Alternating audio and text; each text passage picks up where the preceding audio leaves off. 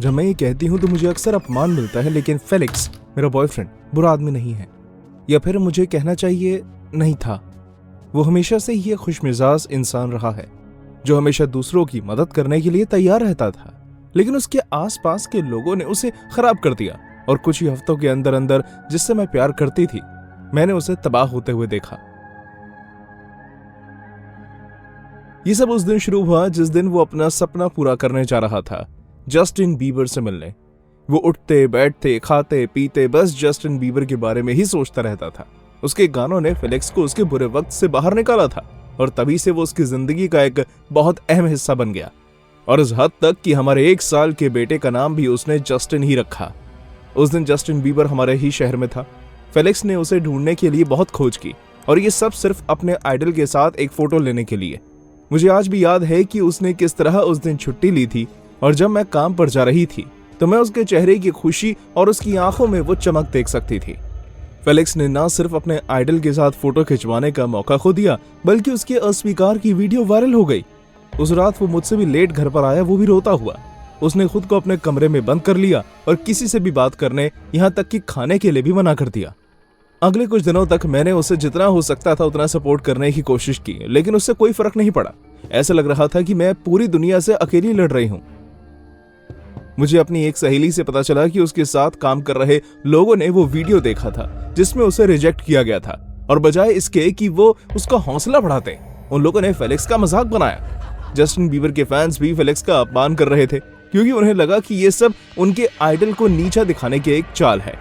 और जो लोग उसके फैन नहीं थे वो भी उसे देखकर जोर जोर से हंसने लगे, और यहाँ तक कि उसके कद का भी मजाक बनाने लगे। धीरे धीरे फेलिक्स अकेला रहने लगा। उसके करीबी दोस्त उसके साथ थे, लेकिन उसे लगता था कि उसके पीछे से वो लोग उसका मजाक उड़ाते थे, इसलिए उसने उनसे मिलना भी बंद कर दिया। मामला और भी बदतर होने लगा जब फेलिक्स ने हमारे बेटे के साथ बुरा बर्ताव करना शुरू किया, क्योंकि वो उसे जस्टिन बीबर की याद दिलाता था, और अब चीजें मेरे बर्दाश्त से बाहर हो रही थी। हे भगवान, क्या तुम इस जानवर को चुप करवाओगे? जानवर? तुम जितना गुस्सा होना चाहते हो सकते हो, लेकिन हमारे बेटे के साथ इस तरह का बर्ताव नहीं कर सकते। वो सिर्फ एक बच्चा है और उसने तुम्हारा कुछ नहीं बिगाड़ा। ओह, तो उसे कुछ वक्त दो खेती, कुछ ही सालों में ये मुझसे भी लंबा हो जाएगा, और फिर ये भी मेरा मजाक उड़ाएगा। ये मुझे इंटरनेट पर देखेगा और शर्मिंदगी से मर जाएगा, और मुझे यकीन है कि तुम्हें तो अभी से ऐसा लगने शुरू हो गया होगा, है ना? क्या कहा? ओह, अब बस भी करो, ज्यादा बेचारी बनने की जरूरत नहीं है। तुम सब एक जैसे हो, सभी मेरे पीठ पीछे मेरा मजाक उड़ाते हो। तुम सबके साथ अच्छी हो, और किस लिए? ताकि तुम सबके बीच एक मजाक बनकर रह जाओ। बस बहुत हो गया। अगर तुम उन लोगों को खोना नहीं चाहते जो हमेशा तुम्हारे साथ खड़े रहेंगे, तो तुम्हें अभी ये सब बंद करना होगा। न, तुम मुझ पर हुक्म नहीं चला सकती। बस बहुत हुआ। ऐसा हमेशा मैं कहता हूँ, लेकिन कोई मेरी बात पर ध्यान नहीं देता। हमेशा मुझे ही चुप रहने को क्यों कहा जाता है? तुम्हारी प्रॉब्लम क्या है? तुमने चाकू हाथ में क्यों लिया है? क्या इससे तुम्हें मर्दानगी महसूस हो रही है? अच्छा, तो अब मैं मर्द भी नहीं हूं, तो क्या अब तुम भी मेरा मजाक उड़ा रही हो? अभी के अभी चाकू नीचे रखो। उस वक्त फेलिक्स हाथ में चाकू लिए मेरे पास आने लगा। वो गुस्से से मुझे घूर रहा था और अपने दांत चटका रहा था। मैं खुद के बचाव के लिए तैयार थी, फिर उसके लिए चाहे मुझे कुछ भी क्यों ना करना पड़ता। किस्मत से फेलिक्स ने एक लंबी सांस ली और मुड़कर चला गया। मैं बस अपने लिए एक सेब काटने वाला था। उस रात फेलिक्स मेरे साथ नहीं सोया। एक तरफ मुझे इस बात से खुशी भी थी, हम दोनों ही घबराए हुए थे। उस दिन के बाद से चीजें बहुत अजीब लगने लगी। फेलिक्स मुझसे ठीक से बात कर रहा था जैसे ही कुछ हुआ ही ना हो, लेकिन उसमें कुछ तो अलग और अजीब लग रहा था। कभी कभी तो वो मुझे बिना वजह बस देखता ही रहता था और मेरी हर हरकत पर ध्यान देता था। मुझे उसका ये बर्ताव बहुत अजीब महसूस करवाने लगा, लेकिन जब मैंने उससे पूछा कि क्या चल रहा है तो वो बस हंसने लगा। शायद मैं ही उससे डरी हुई हूँ। उस बुधवार उसकी काम से छुट्टी थी और उस दिन उसे जस्टिन का ख्याल रखना था। उस दिन फेलिक्स कुछ ज्यादा ही खुश था और उसने मुझे हर रोज की तरह काम पर जाने को कहा। मैं मुस्कुराते हुए काम पर चली गई। मुझे लगा कि शायद डैड और बेटे दोनों को एक साथ वक्त बिताना अच्छा लगने लगा है, लेकिन चाहे इससे माँ की नजर कहें या दिल की आवाज, लेकिन मुझे कुछ तो गलत लग रहा था। कुछ घंटों बाद मैंने अपने दिल की बात सुनते हुए अपने बॉस से जल्दी घर जाने के लिए पूछा और उन्हें ये कहा कि मेरी तबीयत ठीक नहीं है। मैं घर गई और मैंने अपनी उंगली लाइट के बटन पर रखी ही थी कि उसे दबाने से पहले मेरा ध्यान किसी और तरफ चला गया। पूरे घर में गैस की बहुत तेज बदबू आ रही थी। मैंने लाइट ना चलाने का फैसला किया और पहले घर की सारी खिड़कियां खोल दी। बाहर की रोशनी से घर में उजाला हो गया। जब मैंने देखा तो मुझे अपनी आंखों पर विश्वास नहीं हुआ। जस्टिन किचन में था और जमीन पर इधर उधर घूम रहा था। उसके बगल में स्टोव की सारी गैस चालू थी, जिसकी वजह से घर में गैस भर गई थी। हैरान होकर मैंने बल्ब की तरफ देखा, वो टूटे हुए थे। अगर मैं काम से घर लेट आई होती और आकर लाइट जलाती तो पूरा घर जलकर राख हो जाता। मैंने फौरन जस्टिन को अपनी गोद में उठाया। मुझे लगा कि उसका दम घुट रहा होगा, लेकिन वो ठीक था। गैस अभी हाल ही में जलाई गई थी। मैंने फेलिक्स को फोन किया। मैं नहीं जानती थी कि मैं उसे क्या कहूंगी, लेकिन हैरानगी की बात यह थी कि उसका फोन के बजने की आवाज हमारे गैरेज से आ रही थी। गैस बंद करने और जस्टिन को एक सुरक्षित जगह पर सुलाने के बाद मैंने अपने हाथ में एक चाकू लिया और गैरेज की तरफ बढ़ने लगी। मैं खुद को अपने बच्चे के डैड से बचाने के लिए तैयार थी, अगर उसने मुझे नुकसान पहुंचाने की कोशिश की तो। एक एक कदम आगे बढ़ाते हुए मेरे दिल की धड़कनें और ज्यादा तेज होती जा रही थी। मेरे रोंगटे खड़े हुए थे और बहादुरी से मैं गैरेज के दरवाजे की तरफ चलने लगी। गैरेज खाली था और उसका फोन टेबल पर पड़ा बज रहा था। मैंने उसका फोन चेक किया इस इरादे से कि शायद मुझे पता चल सके कि क्या चल रहा है, और मुझे उससे कई ज्यादा चीजें पता चल गई। फेलिक्स को बहुत से लोगों के मैसेज आए हुए थे, जिनमें लोगों ने उसे बताया हुआ था कि जस्टिन बीबर कहां ठहरा हुआ था। जब मैंने देखा कि उसने ऑनलाइन क्या क्या सामान खरीदा है, तो उसमें मुझे बहुत सी गन्स और बहुत सी अलग अलग औजार दिखाई दी। गैरेज के उस टेबल पर जहां फेलिक्स का फोन मिला, कंप्यूटर पर मुझे घर के कैमरे की फुटेज मिली। पिछले कुछ रातों से फेलिक्स हमारे बेडरूम से जस्टिन के कमरे में जाता और घंटों उसके बिस्तर के आगे चाकू लेकर खड़ा रहता, लेकिन कुछ नहीं करता था। उस वक्त मैं समझ गई कि क्या चल रहा था। फेलिक्स मुझे और मेरे बेटे को इस घर में मार डालना चाहता था, और दूसरी ओर वो उस होटल में जस्टिन बीबर पर हमला करने वाला था जहां वो ठहरा हुआ था। मेरा दिल टूट गया, लेकिन मैंने खुद को संभालते हुए पुलिस को फोन किया और उन्हें सब कुछ बता दिया। उस दिन उन्होंने फेलिक्स को पकड़ लिया और उसे जेल में डाल दिया। मैं जानती थी कि इस ट्रेल में मेरा बयान सबसे अहम रहेगा, लेकिन बात वहां तक पहुंची ही नहीं। उसकी गिरफ्तारी के कुछ ही दिनों बाद उसने जेल में खुदकुशी कर ली। उस गायक के वकील ने मुझे कुछ ना कहने के लिए पैसे दे दिए, क्योंकि वो नहीं चाहते थे कि लोगों को पता चले कि एक मशहूर हस्ती को ढूंढना और मारने की साजिश करना कितना आसान है।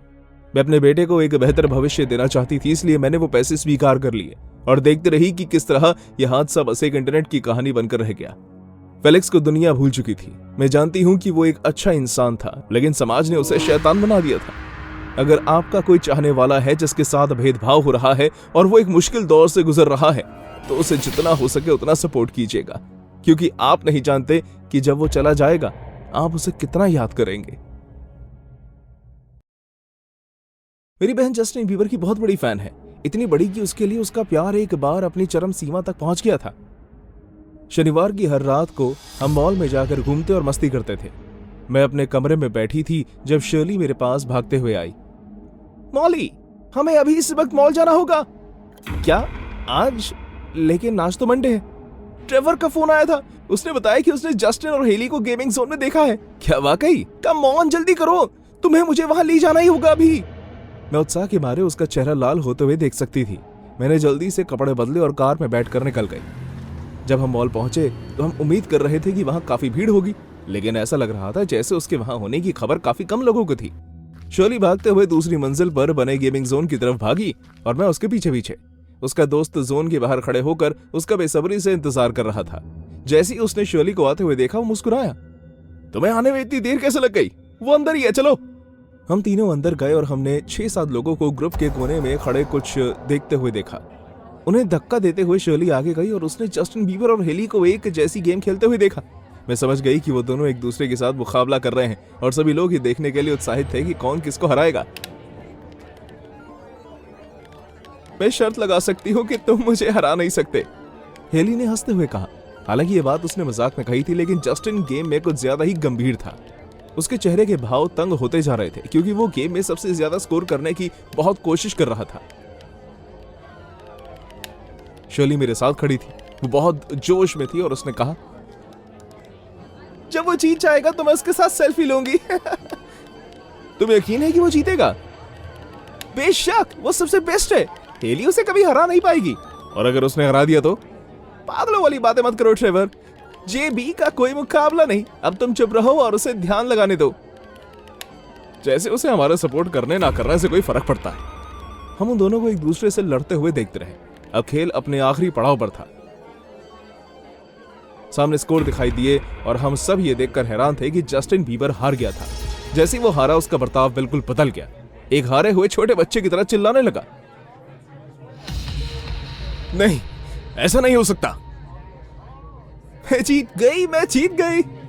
ओह, बस भी करो, तुम इसलिए जीती क्योंकि मैं ज्यादा कोशिश कर ही नहीं रहा था। नहीं, ये सच नहीं है, मान लो कि मैंने तुम्हें हराया है।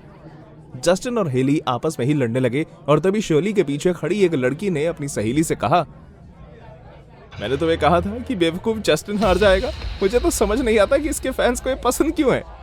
जैसे ही शर्ली ने उस लड़की की बात सुनी, उसका चेहरा गुस्से से लाल हो गया। वो अचानक उसकी तरफ मुड़ी और उसने कहा, क्या कहा तुमने? क्या? तुमने जस्टिन को क्या बुलाया? वही जो वो है, बेवकूफ। तुम्हारी हिम्मत कैसे हुई मेरे सामने उसकी बेइज्जती करने की? मैं तुम्हारा गला दबा दूंगी। ऐसा कहते हुए उस लड़की पर कूद गई और उसके बाल पकड़ लिए। दोनों ही जमीन पर गिर गई और दोनों के बीच लड़ाई शुरू हो गई। और दूसरी तरफ जस्टिन और हेली इस माहौल को देखकर फौरन मॉल से निकल गए। लेकिन मेरी बहन पूरी तरह से पागल हो चुकी थी। उसने अपना तेज नाखूनों से उस लड़की का चेहरा नोच दिया और चिल्लाने लगी, जस्टिन बहुत ही बढ़िया, वो बेवकूफ नहीं है। तुम्हारी हिम्मत कैसे हुई उसकी बेइज्जती करने की? छोड़ो मुझे पागल लड़की, तुम जैसा पागल लड़की ही उस बेवकूफ जस्टिन बीबर की फैन हो सकती हो। आज तुम इस जगह से जिंदा बचकर नहीं जाओगी। ट्रेवर और मैं लड़ाई के बीच में उन दोनों को अलग करने की कोशिश करने लगे। जैसे ही मैंने शर्ली को खींचने के लिए उसका हाथ पकड़ा, उसने मेरे हाथ पर काट लिया और कहा, मुझे रोकने की कोशिश भी मत करना, मैं उस चुड़ैल को जाने नहीं दूंगी। मैं इससे सबक सिखा कर रहूंगी। इस पागल लड़की को मेरे ऊपर से हटाओ। वो लड़ाई काफी गंभीर होती जा रही थी। हम में से कोई भी शर्ली को उस लड़की के ऊपर से नहीं हटा पाया। एक समय तो उसने उस लड़की का कान इतनी जोर से खींचा कि उस लड़की का कान कट गया और उसमें से खून निकलने लगा। वो लड़की रोने लगी और आखिरकार मॉल की सिक्योरिटी को बीच में आना पड़ा। बहुत ही मुशक्कत के बाद मॉल के सिक्योरिटी गार्ड उन्हें अलग करने में कामयाब हुए। उस लड़की को हॉस्पिटल ले जाया गया और शर्ली को पुलिस स्टेशन। मैंने डैड को फोन करके पुलिस स्टेशन में बुला लिया। ट्रेवर और मैंने पुलिस को बताया कि क्या हुआ था और उन्हें समझाने की कोशिश की कि वो शर्ली को जाने दें, लेकिन उनके पास सबूत था। और साथ ही साथ उस लड़की के पेरेंट्स ने शर्ली के खिलाफ कंप्लेंट लिखवाई थी, इसलिए कोई उम्मीद नहीं थी कि वो शर्ली को बिना किसी सजा के वहां से जाने देते। जब डैड आए तो उस लड़की की मॉम ने डैड को बुरी तरह से घूरते हुए कहा, एक बार जब आप अपनी बेटी को यहाँ से निकालें तो उसे किसी साइकियाट्रिस्ट के पास जरूर दिखाइएगा, वो पागल है। शर्ली ठीक मेरे बगल में बैठी हुई थी, उससे हथकड़ी पहनाई हुई थी। वो उस लड़की की मॉम को देखकर गुस्से से घूरने लगी। मैंने उसे कान में कहा, प्लीज शर्ली, अब इसे और ज्यादा मुश्किल मत बनाना। डैड आ गए हैं और हम तुम्हें बाहर निकाल लेंगे, ठीक है? तुम चुप रहना। मैं शर्ली को जोर जोर से सांस लेते हुए सुन सकती थी, लेकिन शुक्र है उसने कुछ नहीं किया। उसने उस वक्त उस बात को और ज्यादा आगे नहीं बढ़ाया। डैड और मैंने उस लड़की के पेरेंट्स से माफी मांगी और शर्ली की बेल करवा कर उसे घर ले आए। हम अपनी गाड़ी की तरफ जा रहे थे जब हमें उस लड़की के पेरेंट्स एक बार फिर दिखे। वो भी अपनी गाड़ी में बैठ रहे थे। शर्ली ने उन दोनों को आवाज देते हुए कहा, एक्सक्यूज मी। लड़की की मॉम ने पीछे मुड़कर शर्ली को बहुत ही गुस्से भरे चेहरे से देखा। उस रात शर्ली ने उनसे जो कहा वो मैं कभी नहीं भूल सकती। उसकी खतरनाक बातें अब भी मेरे कानों में बुरे सपने की तरह गूंजती हैं। उसके चेहरे पर एक बड़ी सी शैतानों वाली मुस्कान आई और फिर उसने बड़े ही प्यार से धमकाते हुए कहा, आपकी बेटी की वजह से मैं आज जस्टिन के साथ फोटो नहीं खिंचवा पाई। आज रात जब आप उसे हॉस्पिटल में मिलेंगी तो उसे ये जरूर बता दीजिएगा कि अगली बार मैं उसका पूरा कान काट दूंगी। मैं उन्हें इतनी अच्छी तरह काटूंगी कि वो जिंदगी में दोबारा कभी गाने नहीं सुन पाएगी। और फिर जस्टिन बीबर जैसे महान कलाकार की निंदा करना तो दूर की बात है, उसे बताइएगा कि मैं उसे दोबारा जरूर मिलूंगी। अब बस बहुत हो गया शर्ली, चलो चलकर गाड़ी में बैठो। मुझे माफ कर दीजिए, मेरी बहन अभी सही मानसिक स्थिति में नहीं है, प्लीज उसे माफ कर दीजिए। डैड गाड़ी में बैठे और मैं शर्ली के साथ पीछे वाली सीट पर जाकर बैठ गई। उसने अपना सर गाड़ी की खिड़की से बाहर निकाला, एक आखिरी बार उस लड़की के पेरेंट्स को देखा और जोर जोर से हंसने लगी।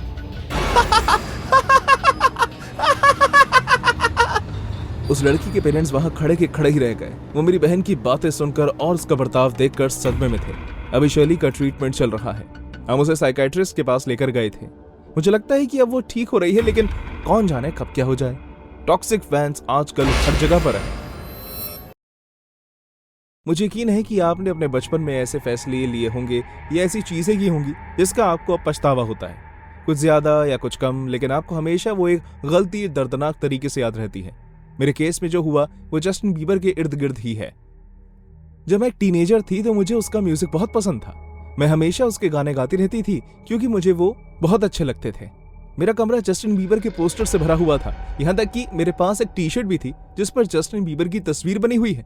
आप तो जानते ही होंगे कि जब एक टीनेजर पर किसी मशहूर गायक का भूत चढ़ता है तो ऐसा ही होता है। खैर, मैं ये जानकर पागल हो गई थी कि वो हमारे शहर में एक कॉन्सर्ट के लिए आ रहा है। मुझे अपनी मॉम से उसके कॉन्सर्ट पर जाने के लिए टिकट खरीदने की भीख मांगते हुए ज्यादा समय नहीं लगा। प्लीज मॉम, मुझे जाना है, आखिर जस्टिन आ रहा है। आप तो जानती हैं कि मुझे वो कितना ज्यादा पसंद है, प्लीज। ठीक है, मैं इस बारे में सोचूंगी। इतनी मिन्नतों के बाद वो मान गई, लेकिन उन्होंने एक शर्त रखी कि मैं कॉन्सर्ट में अकेले नहीं जा सकती, और वैसे भी मैं अकेले नहीं जाने वाली थी। मेरी बेस्ट फ्रेंड एनी, वो भी जस्टिन बीबर की बहुत बड़ी फैन थी, इसलिए हम दोनों उस कॉन्सर्ट में एक साथ जाना चाहते थे। उस दोपहर मैंने उसे फोन करके ये खबर सुनाई। एनी, मेरी मॉम ने मुझे कॉन्सर्ट में जाने की इजाजत दे दी। ओह माय गॉड, हम एक साथ जस्टिन बीबर को सुनेंगे। हाँ, सच में। हम दोनों ने कॉन्सर्ट की टिकट खरीद ली और उस दिन के बाद से हम बहुत ही उत्साह के साथ उस दिन का इंतजार करने लगे। आखिरकार जब वो रात आई तो मैंने अपनी पसंदीदा जस्टिन बीबर शर्ट पहनी और अपनी मॉम के पास गई, जो मुझे एनी के घर ले जाने वाली थी। चलिए मॉम। क्या एनी तैयार हो गई? हाँ, हो ही गई होगी। हम जल्द ही अपनी गाड़ी में बैठे और मेरी बेस्ट फ्रेंड के घर के लिए निकल गए। वहां पहुंचने के बाद मैंने कई बार उसे आवाज लगाई, लेकिन उसने कोई जवाब नहीं दिया। इसकी वजह से मुझे चिंता होने लगी। मैं जानती थी कि एनी कभी जस्टिन के कॉन्सर्ट के लिए लेट नहीं हो सकती। मैं जाकर बेल बजाती हूँ मॉम।